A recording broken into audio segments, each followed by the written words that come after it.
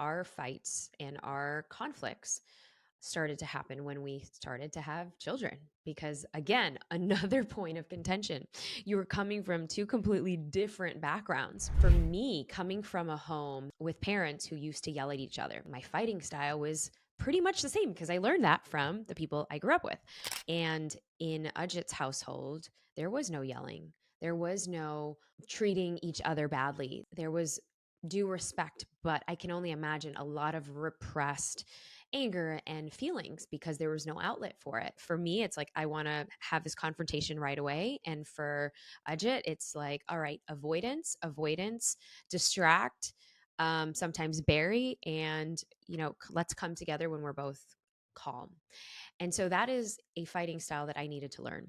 Now, I have a question for you. How can we effectively fight with grace, with love, with compassion, with respect?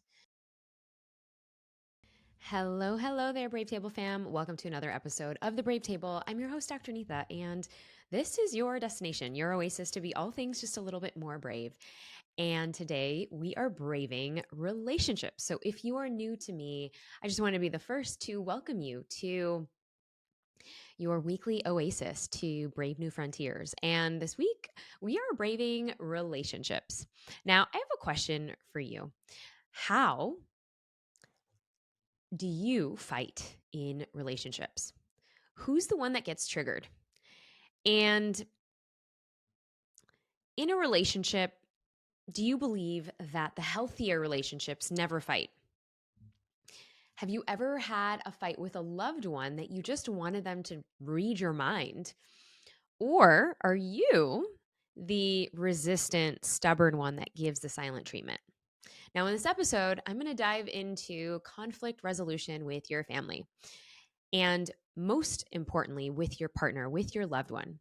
We are diving into romantic partners and relationships. And the 3 tips that I'm going to share with you today, I believe will effectively help you fight better, fight with love. And not only that, know your fight patterns, but also decipher what you need for repair. And ultimately, if you are in a season where maybe you are having more arguments and disagreements or conflicts with your partner, maybe it's just one of those rocky bumps in the road that maybe it's not a sign, maybe it's a sign that you need better and effective communication. And before I start, I want to pick one of my cards. And if you're watching this on YouTube, it is my That Suck Now What affirmation card deck. There are 52 card decks. And it's really for sucky moments, but we're going to bring this intention today. And let's see, what do I have here? Okay, I am celebrating all my wins. My future self will thank me for my efforts during this season of life. I am committed to doing the work. There you go. There it is, friends. I'm committed to doing the work. And this was interesting because this spark of being masterful at relationship communication with my dear, amazing partner slash guinea pig, Ajit Nawalka, we both had come from varying different backgrounds of how we viewed communication and how we view each other in communication. And there are different nuances, and we both had been married before. We both had come from different relationships, and we knew that in our union together, we wanted to do some things different. And so now, in the beginning of our relationship, we rarely ever fought. And I know some people might think we are lying, but we rarely ever fought until it came down to 2 things. And it was moving back to the US because for probably a year and a half we were kind of like in our honeymoon stage. We had gotten together overseas and we were kind of doing this dance. I was spending a lot of time in and out of San Francisco where I was living at the time, and then I also joined him into certain travels that he was traveling. And we were just kind of in this open season of life. Open meaning that we were just kind of we didn't have children. We were just kind of exploring our relationship, getting to know each other. And I had in my mind that I was going to move to Singapore. He had his mind that he was going to move to San Diego. So if you really think about it, we were just kind of going with the flow. And perhaps it's one of the reasons why maybe it kind of leaned into something more because there wasn't an attachment. And our attachment styles, while we were both kind of healing in this journey of healing past relationships, I knew that communication 101 was going to be so important. It's one of the reasons why I'm so committed now to having brave conversations. And so in the beginning of our journey, it was really roses and peaches and, all of these amazing things because we were two coaches getting together, coaching each other, and also really peeking into our own awarenesses and, you know, and really kind of so curious about learning some of these nuances within each other. Now, until it came to these two things. And finances was one of them. It was a huge difference because he was born and raised in India and where there aren't credit card systems, everything's pretty much paid in cash. You don't spend if you don't have. Like these are those bare bones, like really great rules and really great belief systems.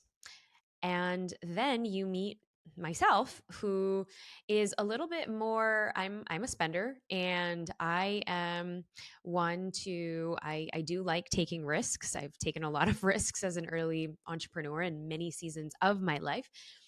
And I've gone through a lot of loss and not only, tragic moments and loss of my parents, but I had to grow up early.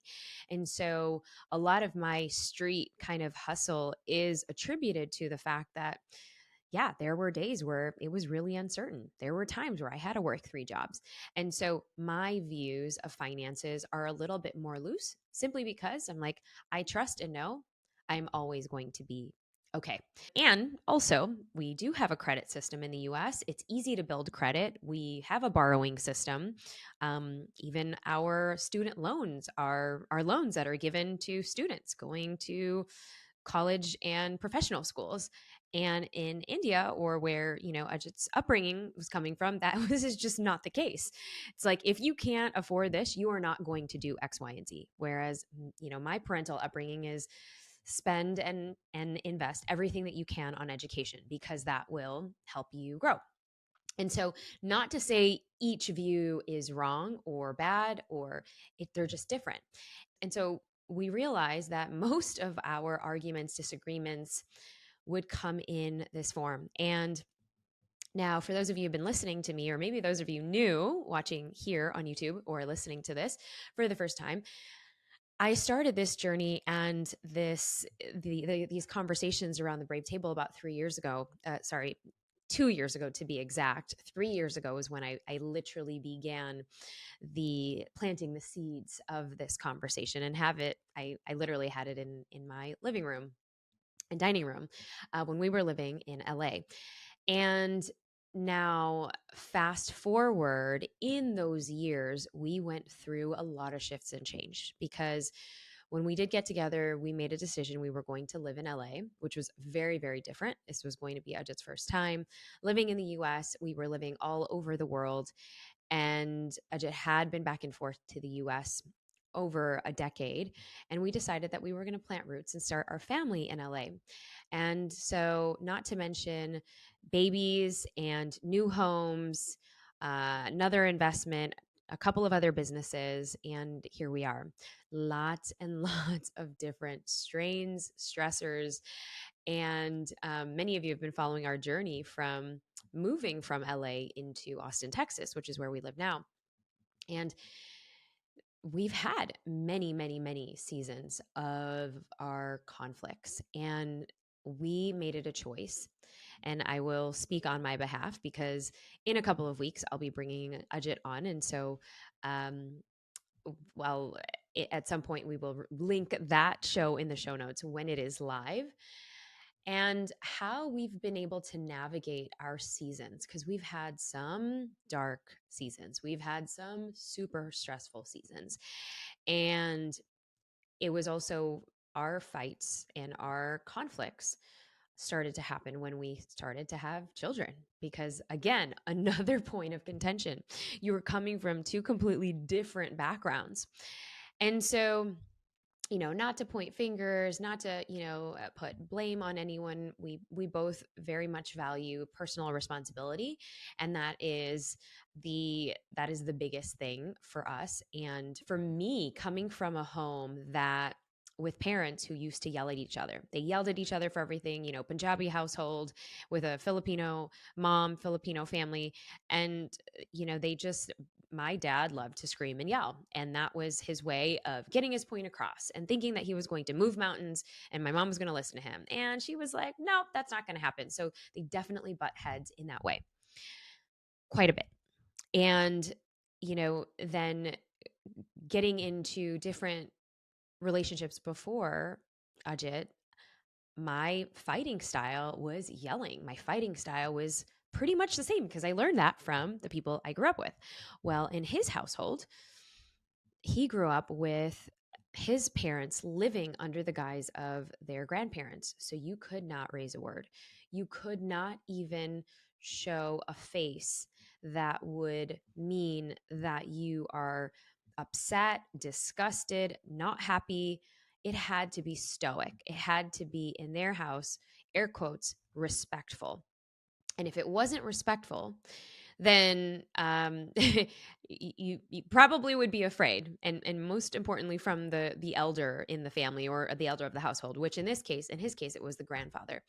And so my in-laws or his parents grew up, and in Ajit's household there was no yelling, there was no uh you know treating each other badly. There was due respect, but I can only imagine a lot of repressed anger and feelings because there was no outlet for it, or just really, really fine tuned ninja skills of emotional regulation.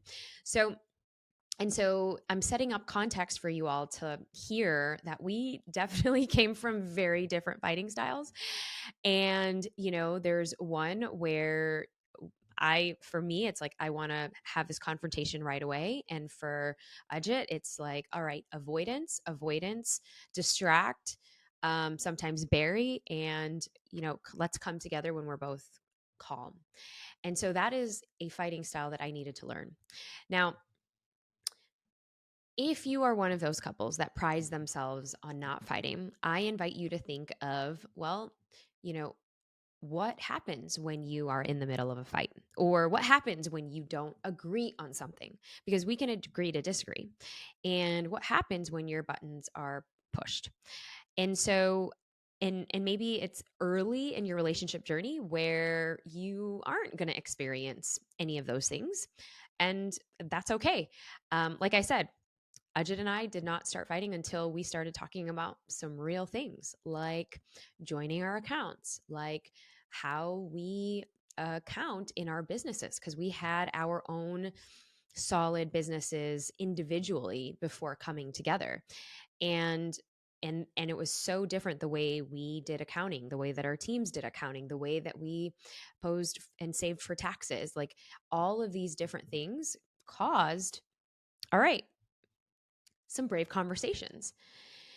And so that's the first thing I want to bring your attention to is how are you in the relationship? Are you the one that pulls away? Do you withdraw? Do you shove it under the rug? And in shoving it under a rug, are you avoiding it? Do you have to use a safe word and get out of that conversation? Do you just say, nope, these are non-negotiables, I am not going to talk about this, and then the other person doesn't even get a chance to get in? So who is playing what in this role? And this is so important because It's how we can bring up these conversations with ease. And sometimes it is going to be uncomfortable.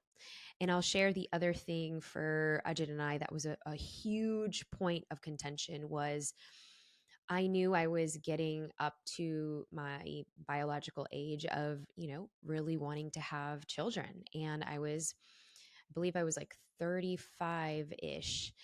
Um, and then maybe I was like 37 or 30. I can't remember now. I'd have to do my math.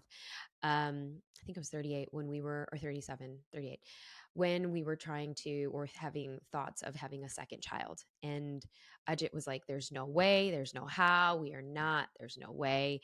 And that was a really big, it was a season for me because I had to reconcile, okay, if he's not ready to expand our family now, and of course we were very lucky, we got pregnant early, and with my first son, with our first child.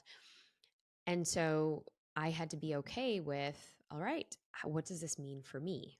And the other thing for him is, why is he so resistant? What is it that he is going through, and how can we come together? And I'm not going to share tips on how to navigate these conversations because I think it is very personal and it can get really heated. And I want to bring that up. It can get really heated. You know, um, there are tons of studies that have shown that our fights and our communication in our relationships, we've just never been given the tools how.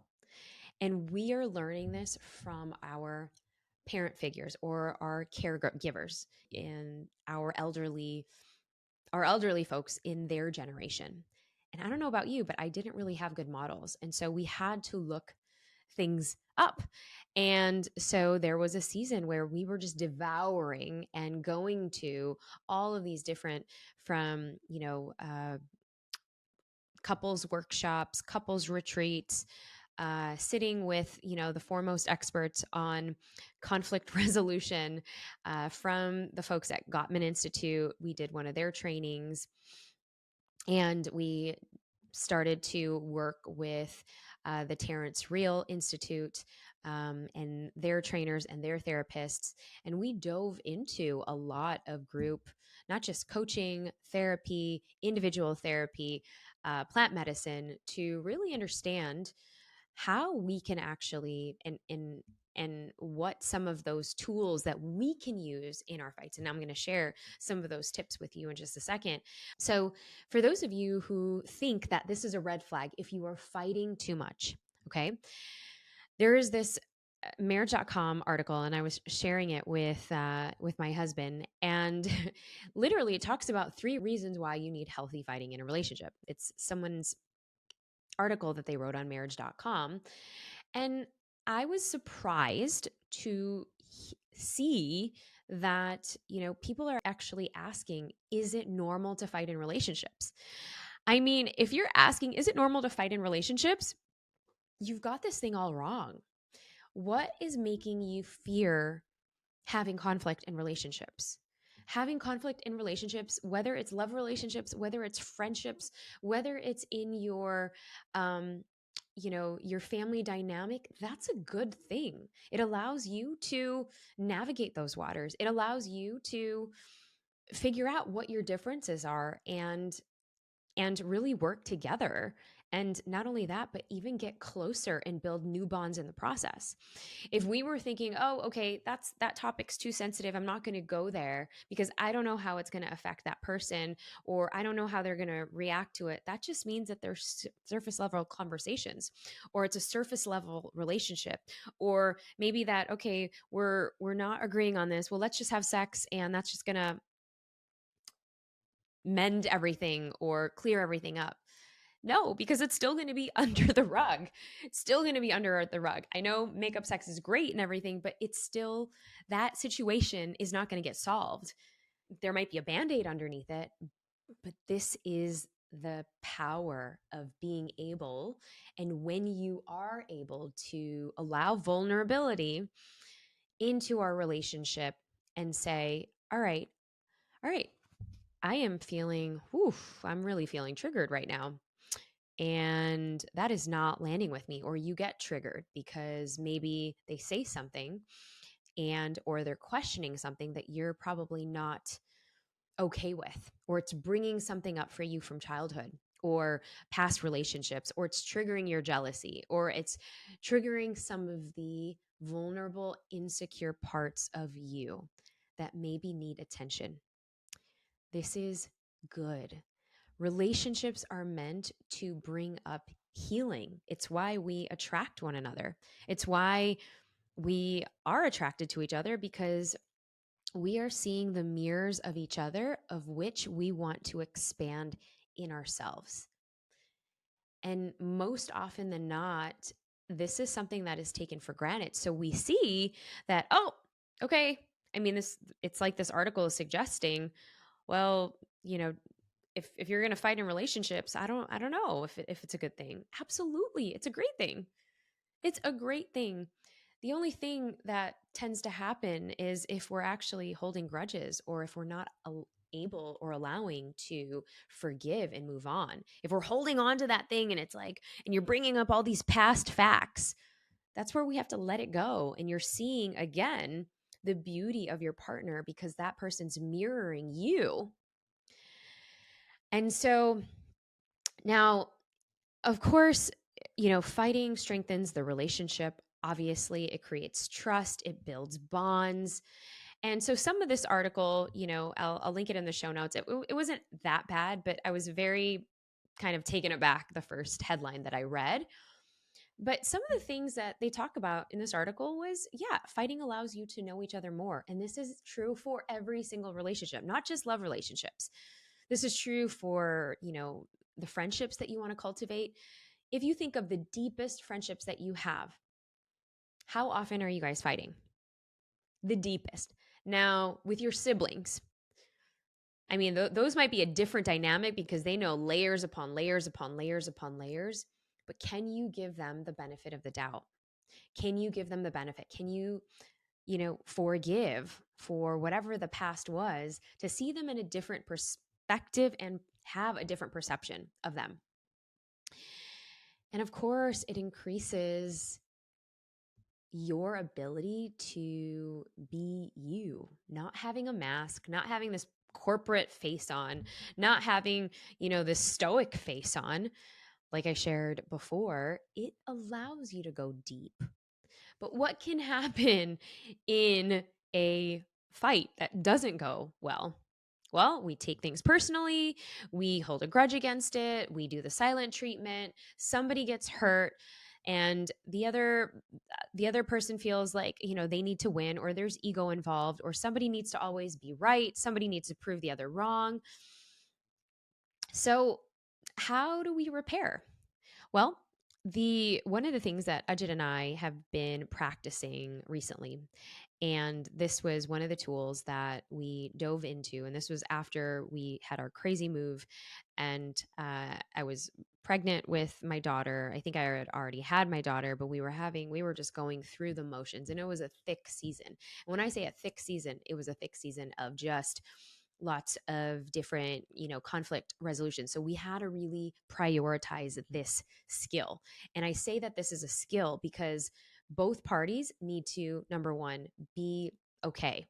I've been in relationships, and these are narcissistic, codependent relationships where one person is just blaming the other person all the time. And there's no personal responsibility, there's no accountability. So in those situations where you are in that dynamic, if that person is not open to change, if that person is not open to receiving any sort of feedback or even open to working together as a team, I don't know if this is going to work for that. And you might want to seek help elsewhere. And in my experience, they might not be the right person.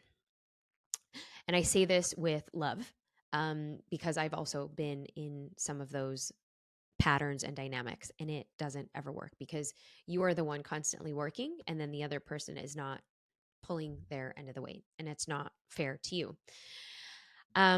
And so two people have to be open and ready to try new things. And so, kind of like trying new things in the bedroom, this is trying new things in communication and relationship communication. So, in the book Us, Terrence Real talks about the ways that we can repair. And many aspects of ourselves come up during a fight or a conflict. And it might bring us back to our 5-year-old self getting reprimanded by our parents, or from that teacher that told us that we were never going to be good enough. So we have our own triggers that come up during every single fight. And so it is up to us, okay, or one person in the relationship to think of, well, what meaning am I making this about that person?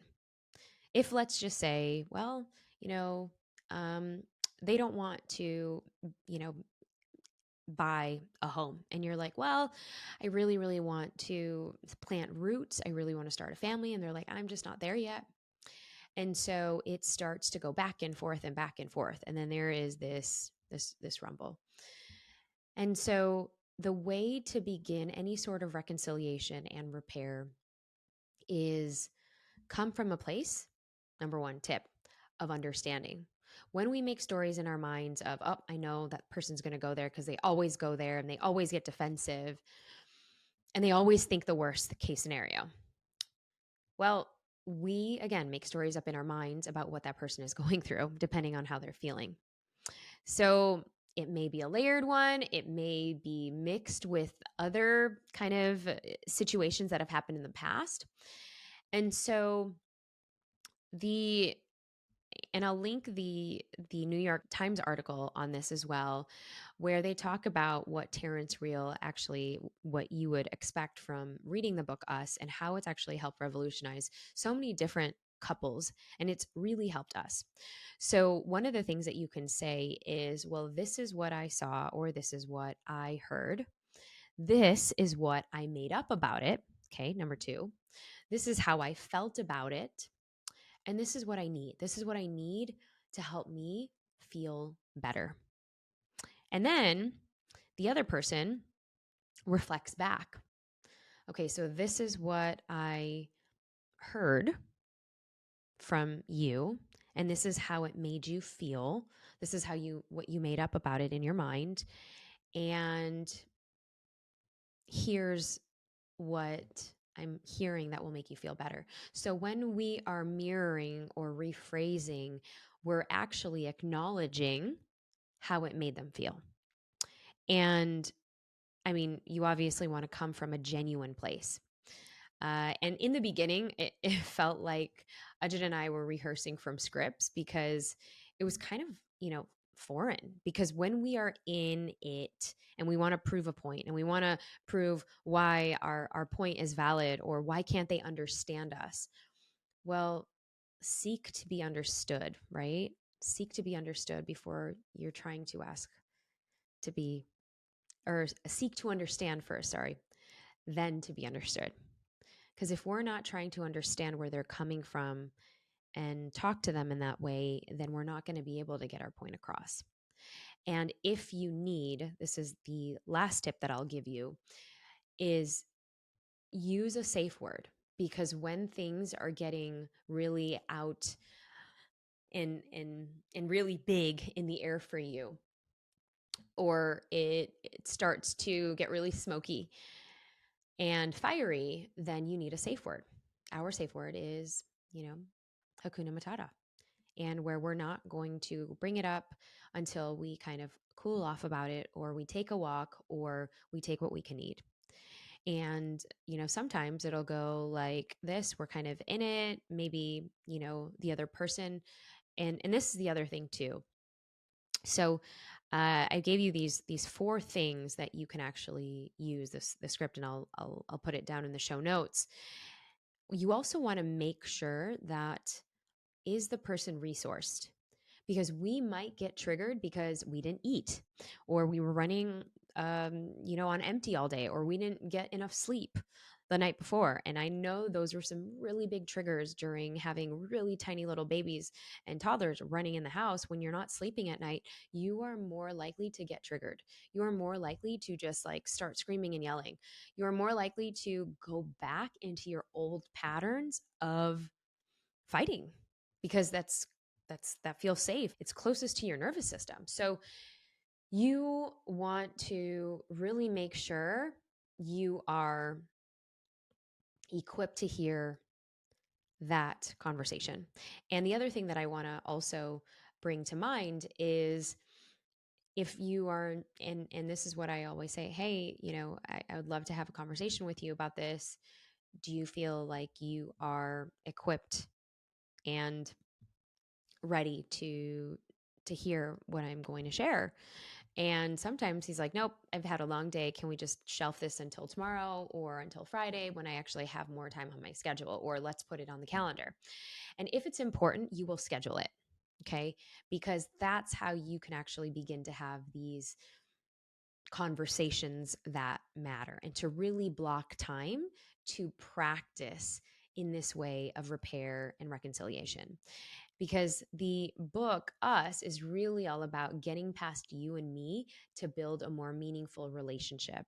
And Terrence Real really talks about how to grow relationally, because as we are doing our individual growth, our individual self exploration, our individual personal development, well, when we get into partnership, it becomes tougher, because we already have one way of thinking, we have one way of operating, we have one way of doing, and then taking into account the other, and okay, what the other person needs, how the other person is feeling, what the other person is going to need to feel nourished, to feel heard, and what their love language is. I mean, going back to the basics. And so I feel like if you go through some of these tips and let me know if and how this has been helpful for you, I think it'll really open your eyes on how we can effectively communicate even some of the hard things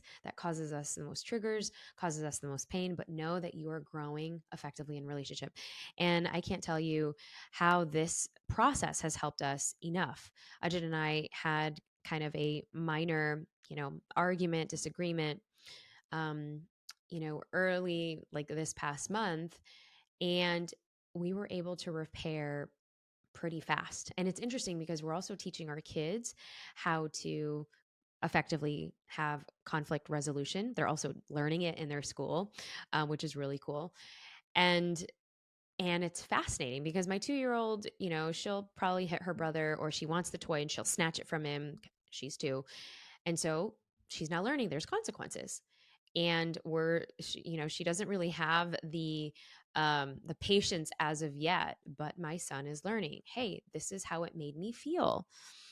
And what did you think? And so, it's interesting to see your kids modeling it too, but it comes from us, right? And so whether or not you have children or you're thinking about having a family, think of, how can we effectively, fight with grace, with love, with compassion, with respect? And I think that's the biggest thing. How can you fight with respect? And so I hope these tips were helpful for you today. And if this message resonated, go ahead and share this with a loved one, share this with your partner, share this with your spouse. And hopefully you can practice some of these tips and tools. Definitely get Terrence Real's book. It was really game changing for us. We actually, have worked with a lot of their therapists, and they are phenomenal. They are fascinating. We do love the Gottman Institute as well. They are amazing. And if it sparked anything for you, tag us. You can follow us at the Brave Table. We always love to hear your stories. You can follow me at Neeta Bhushan and tag me at Neeta Bhushan. I always love to hear. And if you have 2 minutes today, I would be so honored if you can follow us. Hit the follow button, hit the subscribe button on YouTube, hit the follow button on Spotify and iTunes. It really helps us grow the community, and that is my gift to you. It has been such a wild ride, and I'm so, so thankful for all of you week after week, just coming in and listening and watching. So if you haven't already left us a 5-star review, we would love that. All you have to do is go down and scroll all the way down to iTunes and hit that 5-star review. And if you screenshot it and send it to support@globalgrit.co, that is support@globalgrit.co, we will send you a free gift. So until next time, I will see you soon. And don't forget to be just a little bit more brave. How do we buy back our time, especially with all of the several roles that we have on a daily basis? There's no amount of to-dos and SOPs and checklists and coaching I could ever give you that's overcome the fact that you need to first believe that your time is valuable.